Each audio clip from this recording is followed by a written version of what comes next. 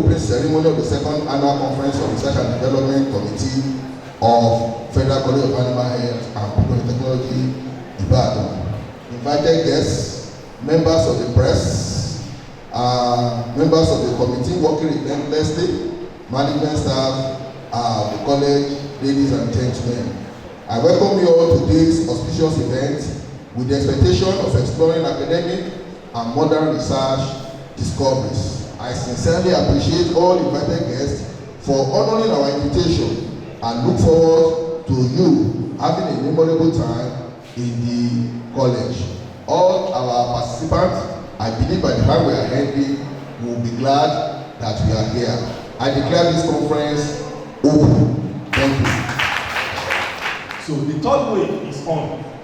So when we are saying post-pandemic, I need to say at this point in time that we are expecting that it is going to be over.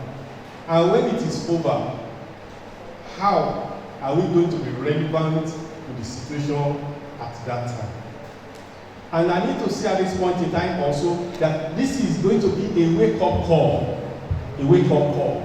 So that we will challenge ourselves what is expected of us as researchers, probably as students, and as leaders, and as mover and shaker of the society. And your state government, because you pay your tax to your state government.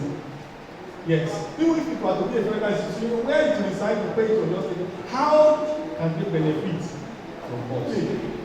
This place is linked with agriculture. We are not talking of rocket science. I mean, we are not talking of producing IP phones. We are not talking of producing this microphone in my hands. We are not talking of producing a projector.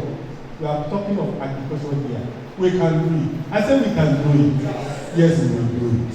Purposive sampling technique was used to select 4 out of 33 due to the predominance of those farmers in those areas. That is, we have bulk of them within those areas.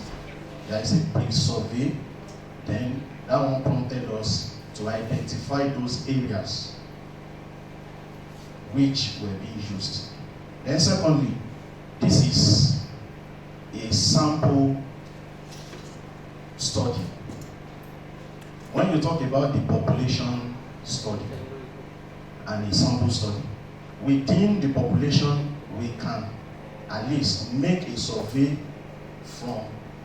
by picking samples which can represent, it's just a representation of such population. So observed. I'm speaking on utilization of e-library by tertiary institution students in the state polytechnic libraries. As we all know, e-library is just in a simple word, whereby you don't need to be going through the shelves in the library to get your information.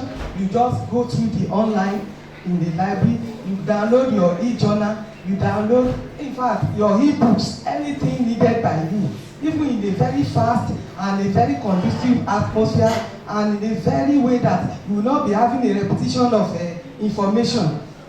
We advise concerning institutional factor, institutions should show a kind of interest in developing e-library because it is very, very important. If the institution can be having a kind of high vote of a budget for the library to move forward, it will affect what we are, everything, and it will help the academic performance of our students. Even in our nation, COVID, what is the way out? From what the lead presenter said yesterday and co-presenter, they said technology is the way out. It's one of it, because when we have e-library, even when there's COVID-19, do we need to be panicked? Even the post-COVID death, it will still have effect on us that nothing has really affected us. Thank you very much. The use of antibiotics in poultry leads to development of antibiotic-resistant microbes which affect human health. In that it has been discovered that there is residual effect of drugs on the animals that we are eating or consuming on daily basis, and on the long run it tends to affect us as human beings, and will be like, where exactly did I got this from? Therefore, in the process of solving the problems, you find out that things are not working the way that you expect them to work. You innovate, you move around the technology and carry out new things on it. Let me give an example.